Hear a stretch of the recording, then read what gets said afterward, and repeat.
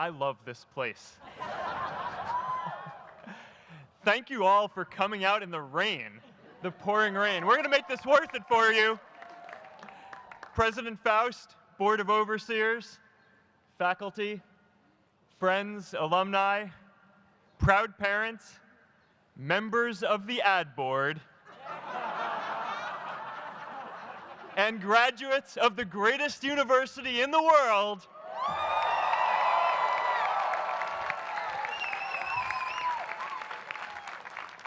I am honored to be here with you today because, let's face it, you accomplished something I never could. If I get through this speech today, it'll be the first time I actually finish something here at Harvard. Class of 2017, congratulations.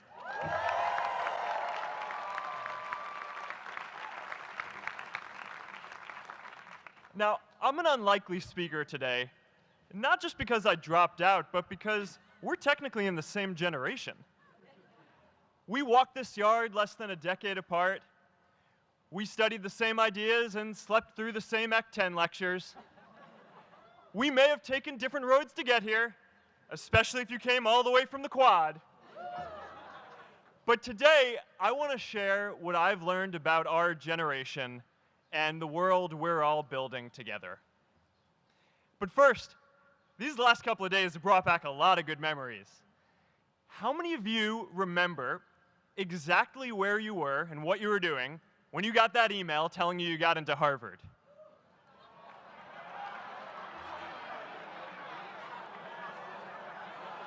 I was playing the video game Civilization, and I ran downstairs and got my dad, and for some reason, his first reaction was to video me opening the email.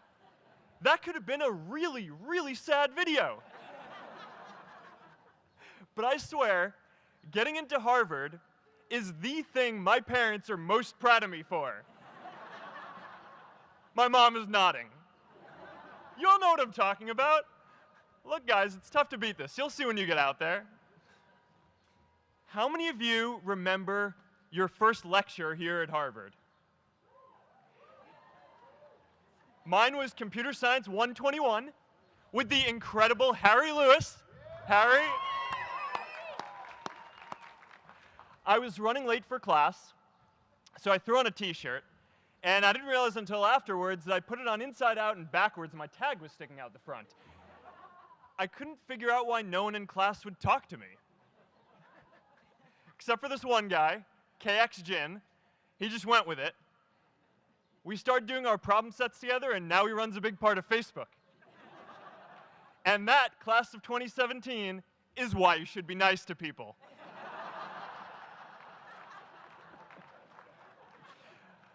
But my best memory from Harvard is meeting Priscilla.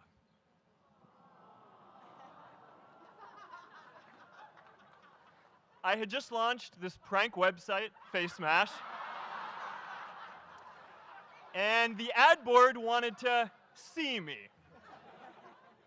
Everyone thought I was going to get kicked out. My parents drove up here to help me pack my stuff. My friends threw me a going-away party. Who does that? As luck would have it, Priscilla was at that party with her friends, and we met in line for the bathroom in the Foho Bell Tower, and in what must be one of the all-time most romantic lines, I turned to her and said, "I'm getting kicked out in 3 days, so we need to go on a date quickly." Actually, any of you graduating today can use that line. "I'm getting kicked out today. We need to go on a date fast." I didn't end up getting kicked out. I did that to myself. Priscilla and I started dating, and, you know, that movie made it seem like FaceMash was so important to starting Facebook. It wasn't. But without FaceMash, I never would have met Priscilla. And Priscilla's the most important person in my life. So you could still say it was the most important thing I built in my time here.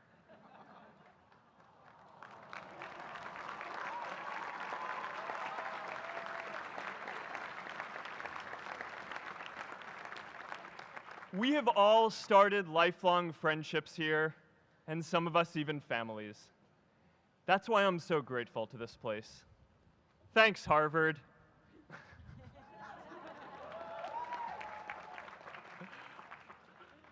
Today, I want to talk about purpose.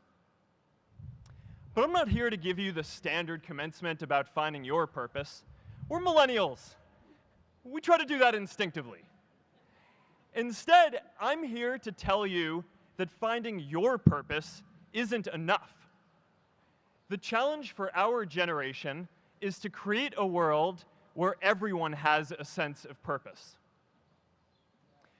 One of my favorite stories is when JFK went to go visit the NASA Space Center, and he saw a janitor holding a broom, and he asked him what he was doing, and the janitor replied, "Mr. President, I'm helping put a man on the moon."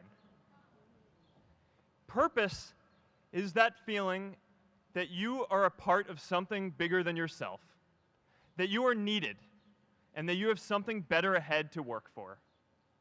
Purpose is what creates true happiness. And you are graduating at a time when this is especially important. When our parents graduated, that sense of purpose reliably came from your job, your church, your community. But today, technology and automation are eliminating many jobs. Membership in a lot of communities has been declining, and a lot of people are feeling disconnected and depressed and are trying to fill a void in their lives. As I've traveled around, I've sat with children in juvenile detention and opioid addicts who've told me that maybe their lives would have turned out differently if they just had something to do, an after-school program or somewhere to go. I've met factory workers who know their old jobs aren't coming back and are just trying to find their path ahead. For our society to keep moving forward, we have a generational challenge to not only create new jobs, but create a renewed sense of purpose. I remember that night I launched Facebook from that little dorm in Kirkland House. I went to Noakes with my friend KX, and I remember telling him clearly that I was excited to help connect the Harvard community, but one day someone would connect the whole world. The thing is, it never even occurred to me that that someone might be us. We were just college kids. We didn't know anything about that. There were all these great big technology companies with all these resources, and I just assumed one of them would do it. But this idea was so clear to us that all people want to connect. So we just kept working on it, day after day after day. And I know that a lot of you are going to have your own stories just like this. A change in the world that seems so clear that you are sure someone else is going to do it. But they're not. You will. But it's not enough to have that purpose yourself. You also have to create a sense of purpose for others. And I found that out the hard way. You see, my hope was never to build a company. I wanted to have an impact. And as all these people started joining us, I just assumed that that's what they wanted to do too. So I never took the time to explain what it was that I hoped we'd build. A couple years in, some big companies wanted to buy us. I didn't want to sell. I wanted to see if we could connect more people. And we were building the first version of Newsfeed at the time, and I thought, if we could just launch this, it could change how we all learn about the world. Nearly everyone else wanted to sell. Without a sense of higher purpose, this was their startup dream come true, and it tore our company apart. After one particularly tense argument, one of my close advisors told me if I didn't agree to sell the company right now, I would regret that decision for the rest of my life. Relationships were so frayed that within a year or so, every single person on our management team was gone. That was my hardest time leading Facebook. I believed in what we were doing, but I felt alone. And worse, it was my fault. I wondered if I was just wrong, an imposter, a 22-year-old kid who had no idea how things actually worked. Now, years later, I understand that is how things work when there's no sense of higher purpose. So it's up to all of us to create it so we can all keep moving forward together. And today, I want to talk about 3 ways that we can create a world where everyone has a sense of purpose. By taking on big, meaningful projects together. By redefining equality so everyone has the freedom to pursue their purpose. And by building community all across the world. So first, let's take on big, meaningful projects. Our generation is going to have to deal with tens of millions of jobs replaced by automation like self-driving cars and trucks. But we have the potential to do so much more than that. Every generation has its defining works. More than 300,000 people worked to put that man on the moon, including that janitor. Millions of volunteers immunized children around the world against polio, and millions of more people built the Hoover Dam and other great projects. And now it's our generation's turn to do great things. Now I know, maybe you're thinking, I don't know how to build a dam. I don't know how to get 1 million people involved in anything. Well, let me tell you a secret. No one does when they begin. Ideas don't come out fully formed. They only become clear as you work on them. You just have to get started. If I had to know everything about connecting people before I got started, I never would have built Facebook. Movies and pop culture just get this all wrong. The idea of a single eureka moment is a dangerous lie. It makes us feel inadequate because we feel like we haven't had ours yet. And it prevents people with seeds of good ideas from ever getting started in the first place. Oh, and you know what else movies get wrong about innovation? No one writes math formulas on glass, okay? All right? That's not a thing, okay?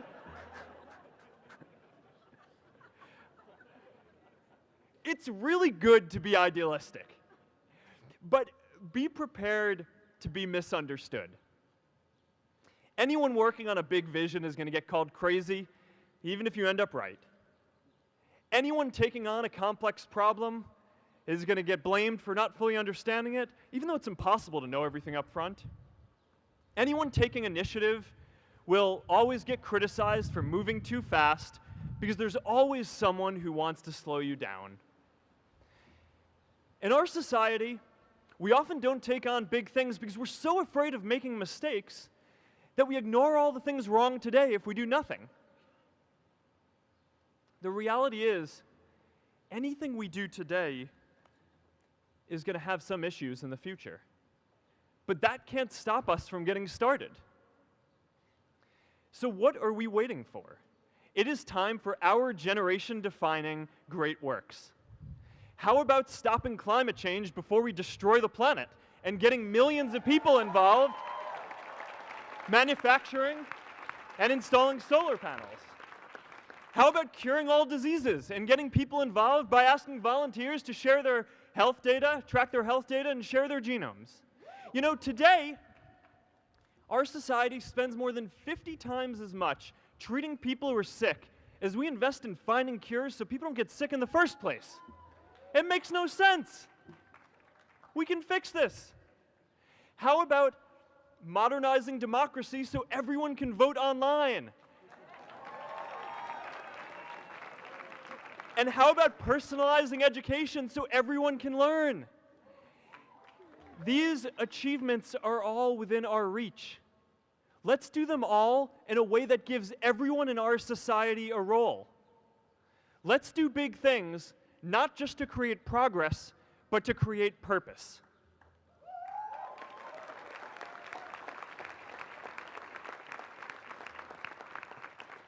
So taking on big, meaningful projects together is the first thing we can do to create a world where everyone has a sense of purpose.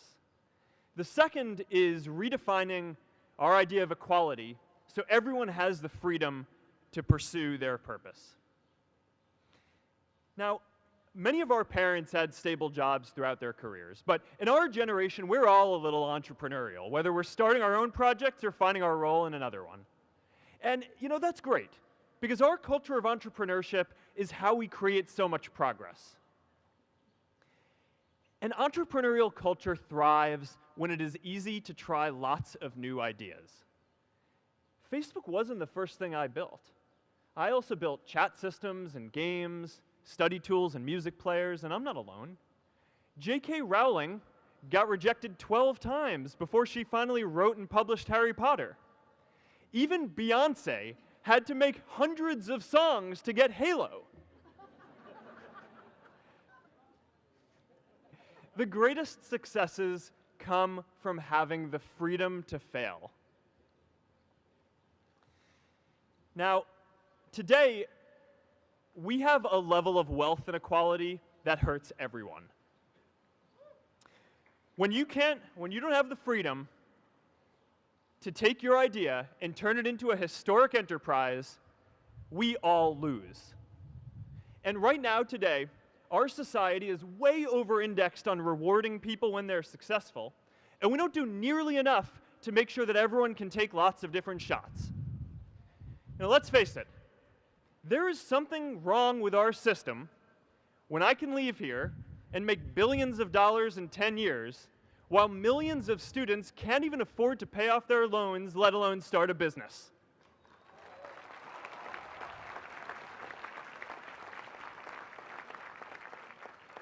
Look, I know a lot of entrepreneurs, and I don't know a single person who gave up on starting a business because they were worried they might not make enough money. But I know too many people who haven't had the chance to pursue their dreams because they didn't have a cushion to fall back on if they failed.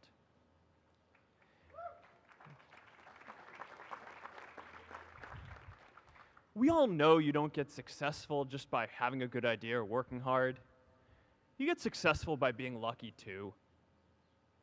If I had to support my family growing up instead of having the time to learn how to code, if I didn't know that I was going to be fine if Facebook didn't work out, then I wouldn't be standing up here today. And if we're honest, we all know how much luck we've had to get to this point in our lives. Every generation expands its definition of equality. Previous generations fought for the vote and civil rights. They had the New Deal and Great Society. And now it's time for our generation to define a new social contract.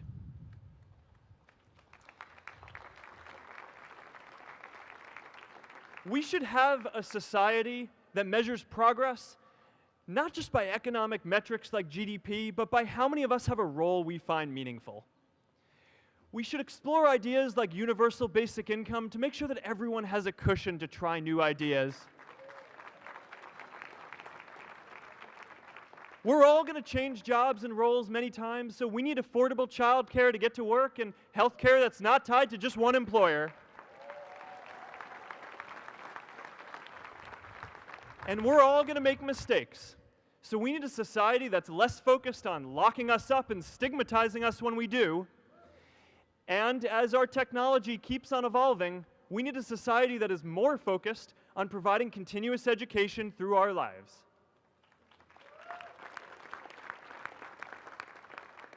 And yes, giving everyone the freedom to pursue purpose isn't going to be free.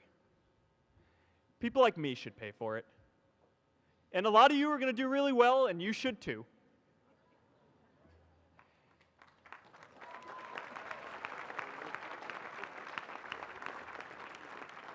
That is why Priscilla and I started the Chan Zuckerberg Initiative and committed our wealth to promoting equal opportunity.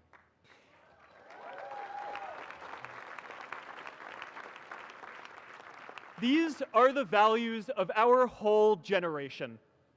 It was never a question of if we were going to do this. The only question was when. Millennials are already one of the most charitable generations in history.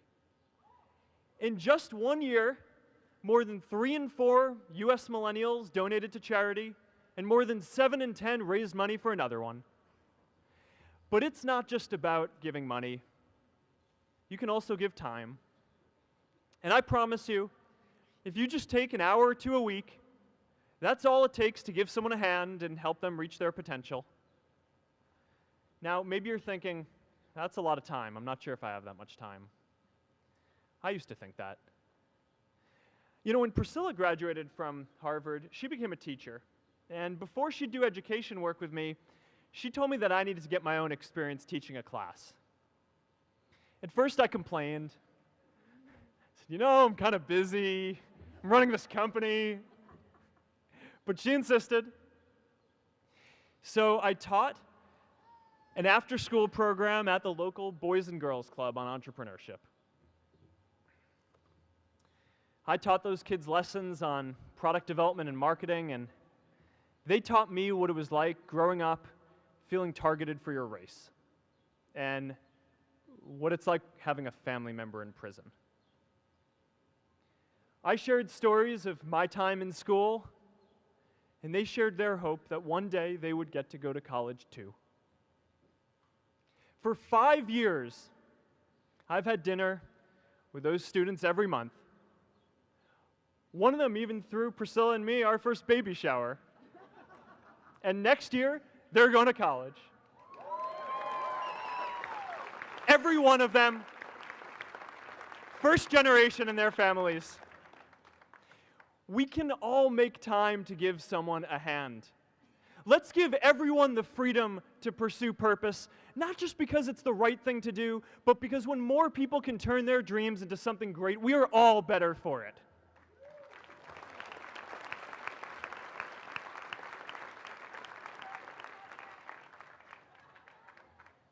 Purpose doesn't only come from work.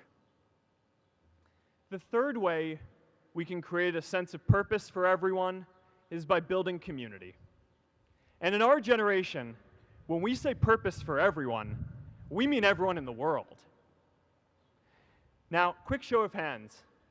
How many of you here are from another country? All right, now keep your hands up. How many of you are friends with one of these folks? Now we're talking. See, we have grown up connected. In a recent survey of millennials around the world, asking what most defines our identity, the most popular answer wasn't nationality, ethnicity, or religion. It was citizen of the world. That's a big deal. Every generation expands the circle of people we consider one of us. And in our generation, that now includes the whole world. We understand that the great arc of human history bends towards people coming together in ever greater numbers, from tribes to cities to nations, to achieve things that we could not on our own. We get that our greatest opportunities are now global. We can be the generation that ends poverty, that ends disease. And we get that our greatest challenges need global responses too. No country can fight climate change alone or prevent pandemics. Progress now requires coming together, not just as cities or nations, but also as a global community. But we live in an unstable time. There are people left behind by globalization across the whole world. And it's tough to care about people in other places when we don't first feel good about our lives here at home. There's pressure to turn inwards. This is the struggle of our time. The forces of freedom, openness, and global community against the forces of authoritarianism, isolationism, and nationalism. Forces for the flow of knowledge, trade, and immigration against those who would slow them down. This is not a battle of nations. It is a battle of ideas. There are people in every country for more global connection, and there are good people against it. And this isn't going to be decided at the UN either. It's going to happen at the local level when enough of us feel a sense of purpose and stability in our own lives that we can start to open up and care about everyone else too. And the best way to do that is to start building local communities right now.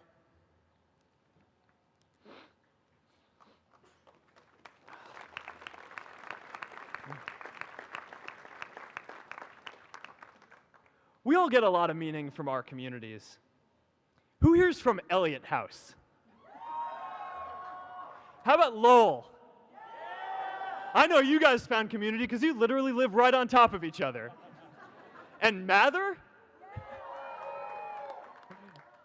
I'll just leave that there. Whether our communities are houses or sports teams, churches or a cappella groups, they give us that sense that we are a part of something bigger, that we are not alone. They give us the strength to expand our horizons. And that's why it's so striking that over the past few decades, membership in all kinds of communities has declined by as much as 1/4. That's a lot of people who now need to find a sense of purpose somewhere else. But I know that we can rebuild these communities and start new ones because many of you already are. I met Agnes Agoye, who's graduating today. Agnes, where are you?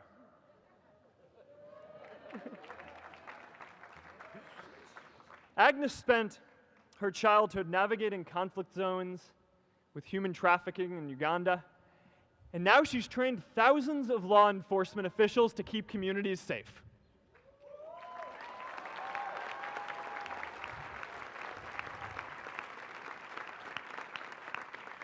I met Kayla Oakley and Neha Jain. We're graduating today too. Stand up, guys. Kayla and Neha started a nonprofit that connects people suffering from chronic illnesses with people in their communities who are willing to help out.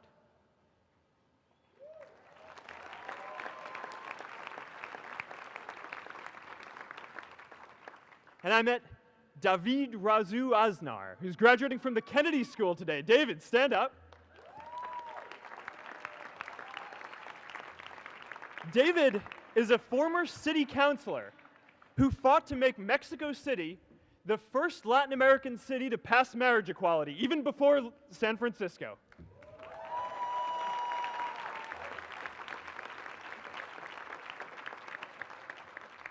And this is my story too. A student in a dorm, connecting one community at a time, and keeping at it until one day we can connect the whole world. Change starts local. Even global change starts small with people like us. In our generation, the struggle of whether we connect more, whether we achieve our greatest opportunities, comes down to this: your ability to build communities and create a world where every single person has a sense of purpose.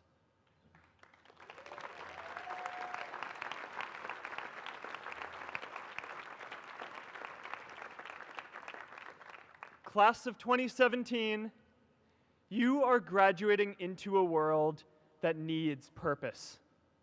And it's up to you to create it. Now, maybe you're asking yourself, can I really do this?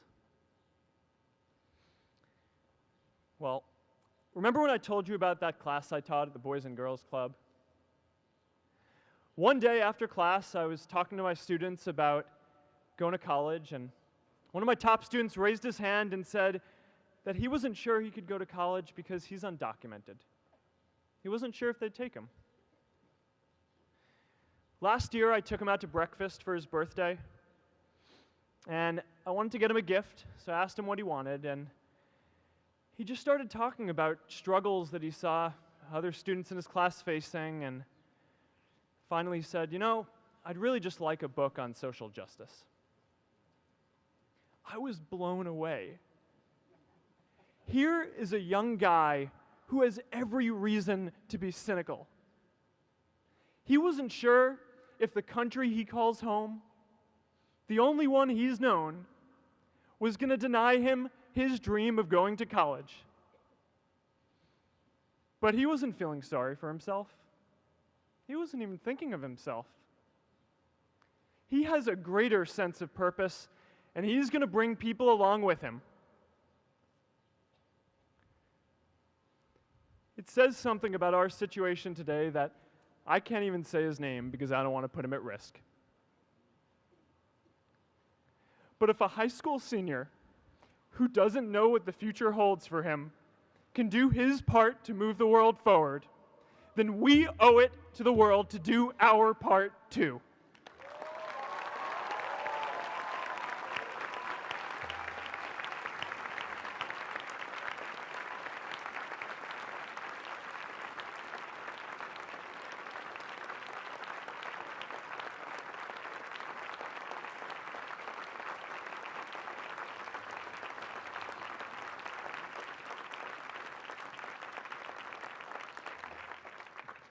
So before you walk out those gates one last time, and as we sit here in front of Memorial Church, I'm reminded of a prayer, Misha Berach, that I say whenever I face a big challenge, that I sing to my daughter, thinking of her future when I tuck her in at night.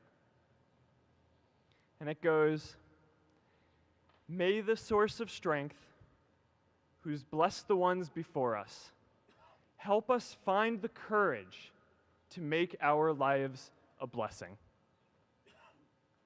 I hope you find the courage to make your life a blessing. Congratulations, class of 2017. Good luck out there.